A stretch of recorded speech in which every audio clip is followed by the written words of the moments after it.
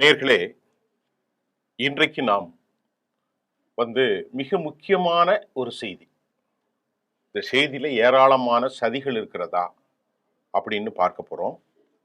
Israel IDF இடையே தற்போது மோதல் மிக அதிகரித்து வருவது இந்த சீஸ்ஃபயர் தொடருமா அப்படிங்கிற பல கேள்விகளை நமக்கு எழுப்பியிருக்கிறது. ரொம்ப ரொம்ப கவலை தரக்கூடிய ஒரு செய்தியாக பார்க்கப்படுகின்றது.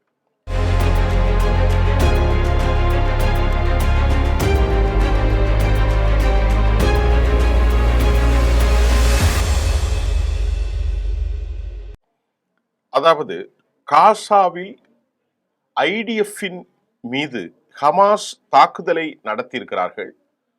ஹமாஸ் தாக்குதலை நடத்துவதற்கு முன்பு 11 மேற்பட்ட பலஸ்தீன அப்பாவிகளை வழக்கம் போல் இஸ்ரேல் அதற்கு பதிலடியாக அவர்கள் திருப்பி தாக்கியதாக ஹமாஸ் சொல்கிறது. இவற்றில் 2 இஸ்ரேலிய வீரர்கள் கொல்லப்பட்டிருக்கிறார்கள். மீண்டும் இஸ்ரேல் விமான தாக்குதலை, ஒரு ஏர் ஸ்ட்ரைக்கை காசாவின் டென்ட் பாப்புலேஷன், மக்கள் நெருக்கமாக இருக்கிற இடத்தில் இந்த தாக்குதலை அவர்கள் நடத்தியிருக்கிறார்கள்.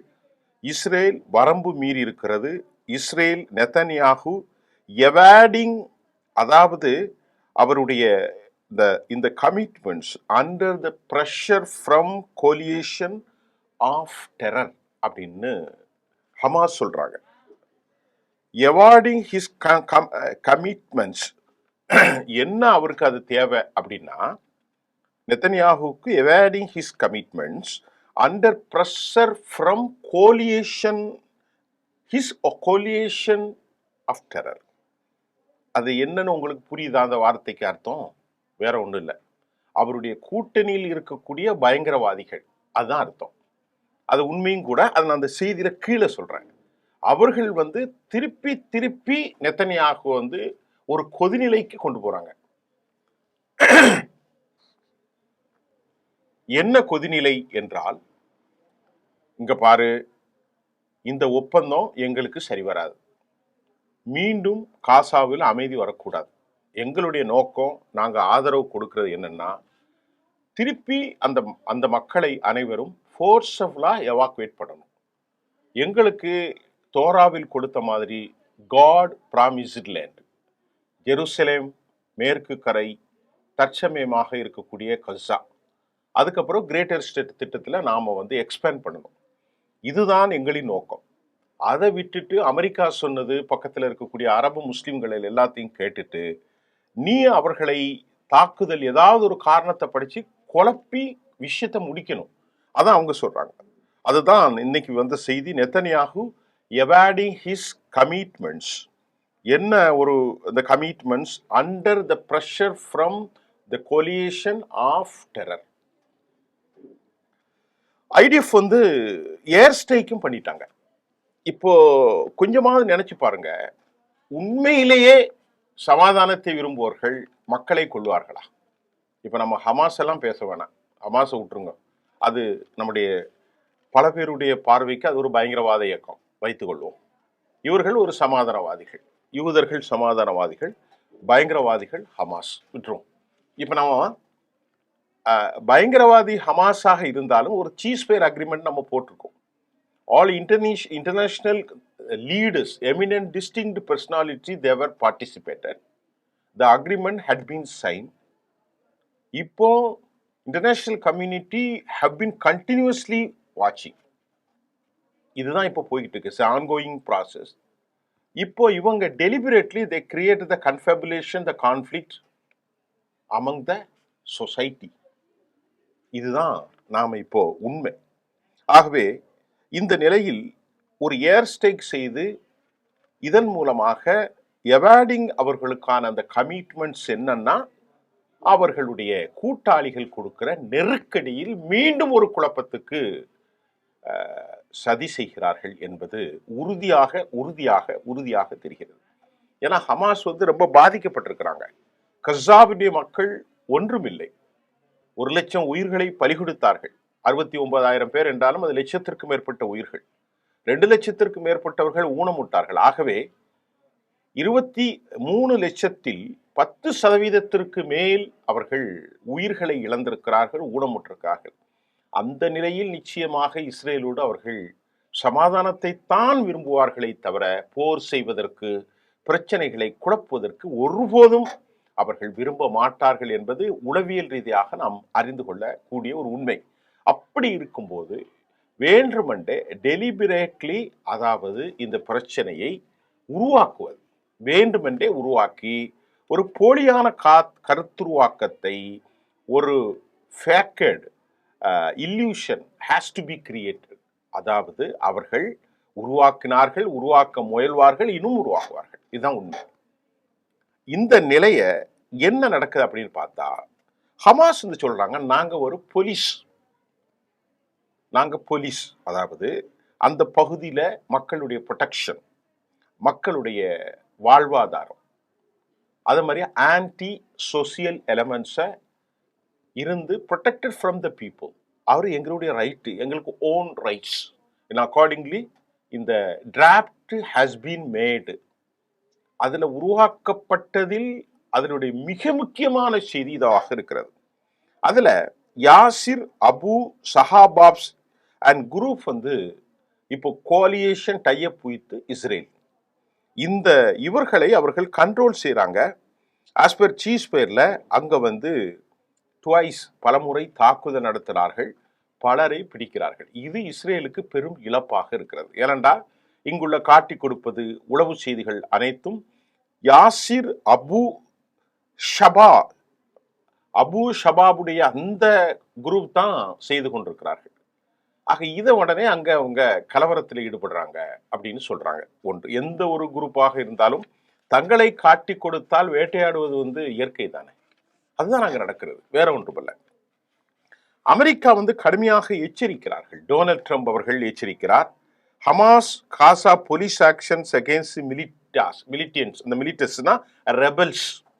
50 இடங்களில் இஸ்ரேல் இந்த சீஸ் ஃபயர் நடந்த பிறகு, இன்டர்நேஷனல் மீடியா சொல்லுது, இந்த சீஸ் ஃபயர் முடிந்த பிறகு ஒரு 50 இடங்கள்ல இஸ்ரேல் வயலேட் பண்ணியிருக்கிறாங்க. அமெரிக்காவுடைய எச்சரிக்கையை ஹமாஸ் நிராகரித்திருக்கிறார்கள். ஹமாஸினுடைய செய்தி தொடர்பாளர் இஸ்ஸத் அல் ரிசாக் இந்த விவகாரத்தை அவர் தெளிவுபடுத்தி இருக்கிறார். ஹமாஸ் வீடுகளில் தாக்குதல் நடத்துவதாக, முழுமையான சீஸ் ஃபயரை மீறினால் அமெரிக்கா கடும் நடவடிக்கை எடுக்கும் என்றும் சொல்லுகின்ற போது இஸ்ஸத் அல் ரிஷாக் தன் செய்தியை தெளிவுபடுத்தியிருக்கிறார்.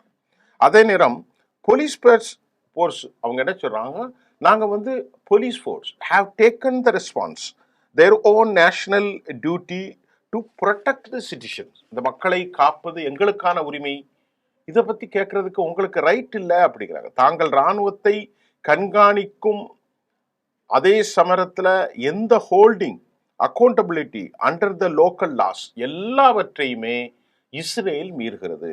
இராணுவத்தை கண்காணிப்போம் என்ற பேரில் அவர்கள் சட்ட விதிகளை, ஹியூமானிட்டேரியன் கிரவுண்ட்ஸ், சீஸ் ஃபயருடைய கருப்பொருள், இதையெல்லாம் வயலேட் பண்றாங்க அப்படின்னு சொல்றாங்க. ஆனால் களத்தில் அமெரிக்கா சொல்வது போல் இல்லை, நிலைமை வேறு விதமாக இருக்கிறது என்று ஹமாஸினுடைய செய்தி தொடர்பாளரும் இஸ்ஸத் அல் ரிஷாக் தன் கருத்தை தெளிவுபடுத்தியிருக்கிறார். அமெரிக்கா சொல்வது மாதிரி இல்லை, நாங்க யாரையும் போரிட விரும்பவில்லை, அவர்கள் முதல்ல வெளியேறணுமா இல்லையா, வெளியேற மறுத்துவிட்டு கான்யூனிஸ் பகுதியில் உட்கார்ந்து ஒரு சுயாட்சியாக ஆட்சி பண்ணுகிறார்கள். இதுதான் யூதர்களுடைய நிலைமை, புரிந்து கொள்ளுங்கள். அடுத்து ஹமாஸ் என்ன சொல்றாங்கன்னா, இஸ்ரேல் மிலிட்ரி த கிரியேட்டிங்ஸ் த ஆர்மிங் ஃபண்ட் மிலிட்டாஸ், கொலை குற்றம் திருட்டுக்கு அவங்க உதவி செய்யறாங்க. அவர்களுக்கு ஃபண்ட் பண்றது, அவர்களுக்கு ஆயுதங்களை கொடுப்பது, அவர்களை ட்ரெயின் பண்றது, இதுக்கு தான் அங்க உட்கார்ந்து அங்குள்ள மக்களுக்குள், இனக்குழுக்குள் போராட்டத்தை வலிமைப்படுத்தி மீண்டும் தாங்கள் அங்கே கண்காணிப்புக்கு வருவதற்கு ஒரு நிலைமை ஏற்படுத்துறாங்க. அப்பதான் பெஞ்சமினுடைய ஆட்சி தொடரும். ஆகவே கிரிமினலுக்கு ஃபண்ட் பண்றது, கிட்னாப்பிங், அவர்களை பத்தி இவங்க சொல்லும்போது அவர்கள் ஆட்களை கடத்துவார்கள், ட்ரக்கில் வரக்கூடிய பொருட்களை திருடுகிறார்கள், மக்களுக்கு எதிரான தாக்குதலை நடத்துகிறார்கள். அதனை அவர்கள் தைரியமாக சொல்கிறார்கள். இதன் மூலமாக இதை வீடியோ மூலமும் மீடியாக்கள் மூலமும் வெளிப்படுத்துவதாகவும் கூட அவர்கள் தைரியமாக வெளிப்படுத்துவதாகவும் குற்றச்சாட்டுகள் எழுந்திருக்கிறது. இதனை இஸ்ரேல் தான் செய்வதாகவும் ஹமாஸ் குற்றச்சாட்டுகிறது. உண்மையிலே செய்வாங்க. முதல்ல ஹமாஸ் முதல் படியாக இஸ்ரேலுடைய ஐடிஎஃப் வெளியேறும் வரை இந்த பிரச்சனை தொடரலாம். இதனை மக்களின் ஆதரவோடு போலீஸ் தடுக்கின்றது, மக்களை பாதுகாக்கிறது. ஆனால் இவர்களோ எங்களுக்கு ஒரு we have a legal mechanism to protect the law is a national security under the draftக்கு கீழே நாங்கள் செயல்படுகிறோம், நாங்கள் எந்த பிரச்சனையும் பண்ணல அப்படின்ட்டு அவங்க சொல்றாங்க. அதான் உண்மையும் கூட. ஜூன் மாதம் ஹமாஸ் இந்த சண்டை நடந்தது. முதல்ல ஜூன்ல தான் இந்த இவர்களோடு, அதாவது யாசிர் அபு சபாப் அவரோடு சண்டை, அந்த குரூப் நடந்தது. இஸ்ரேல் வேண்டுமென்றே ஒரு ப்ரொக்ளமேஷனை சர்வதேச சமூகத்தில் எங்களுக்கு எதிராக அவர்கள் சமைக்கிறார்கள். ஹமாஸ் சஸ்பெக்ட் இஸ்ரேலுடைய கொலாபரேட்டர்ஸ் தான் காலி செய்ய வேண்டும். இதுதான் ஹமாஸ் செய்து கொண்டிருக்கிறது. அது மட்டும் இல்லாம சீஸ்ஃபயர் தொடங்கியிலிருந்து பரஸ்பரம் குற்றச்சாட்டுகள் இரண்டு தரப்பும் வந்து கொண்டிருக்கிறது. பொதுவாக 50க்கு மேற்பட்ட வயலேஷன் ஆஃப் லா அவர்கள் செய்திருக்கிறார்கள். இதுல 38 பேர் இதுவரை கொலை செய்யப்பட்டிருக்கிறார்கள். அதுல பலஸ்தீன மக்கள் 143 பேர் படுகாயம் அடைந்திருக்கிறார்கள். ஆஃப்டர் த சீஸ்ஃபயர் சர்வதேச சட்டத்தை இஸ்ரேல் மீறி இருக்கிறது என்ற குற்றச்சாட்டும் வைக்கிறார்கள்.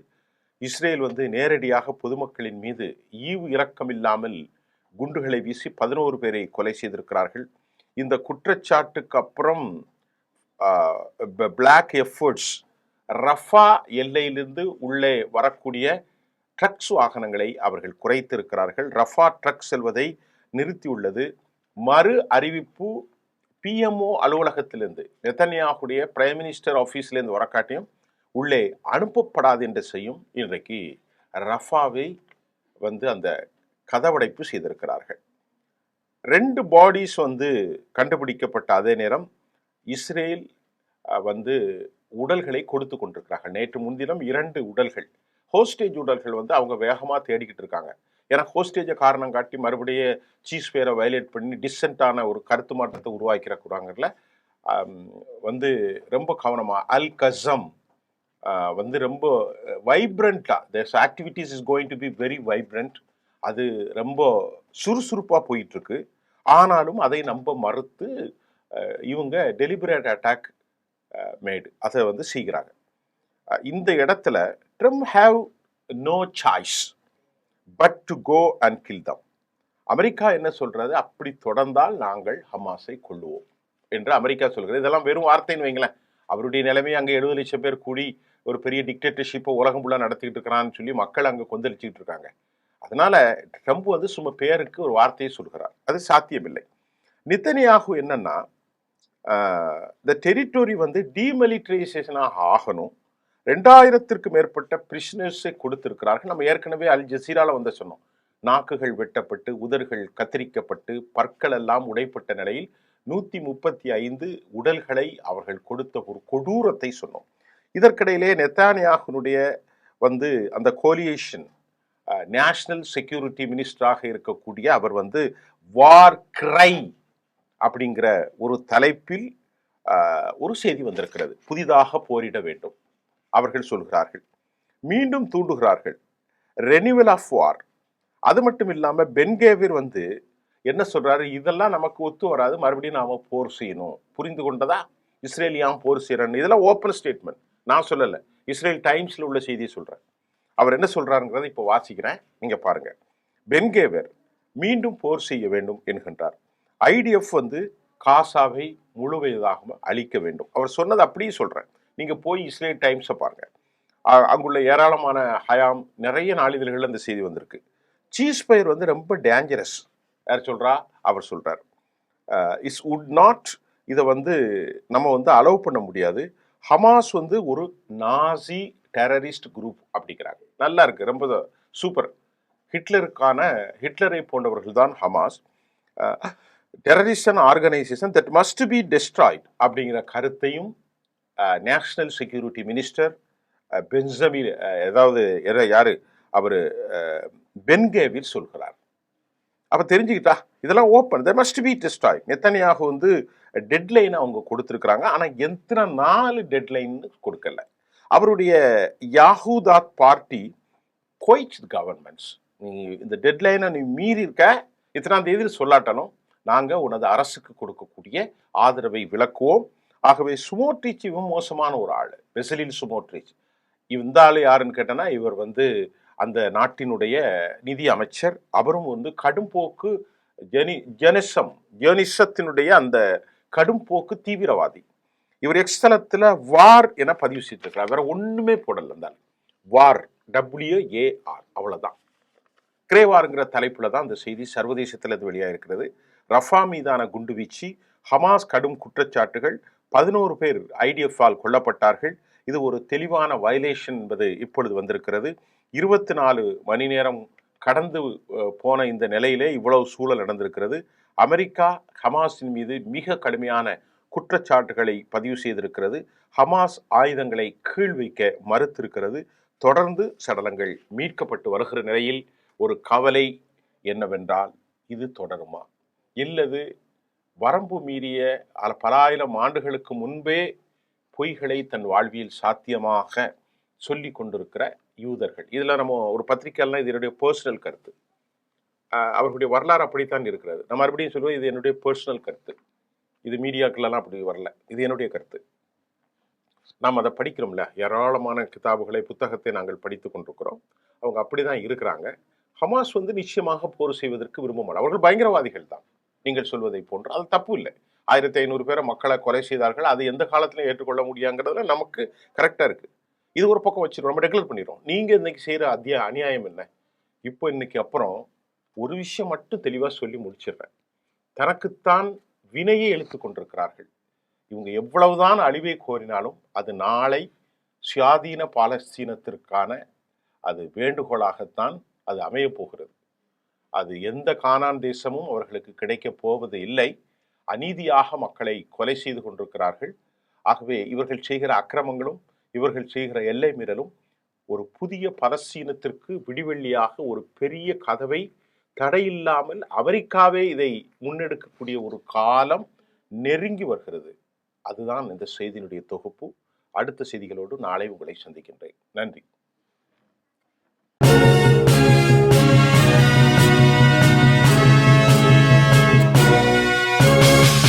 உடனுக்குடன் அப்டேட் தெரிந்து கொள்ள ஜெம் டிவி தமிழ் ஆப்பை இன்ஸ்டால் செய்யவும்.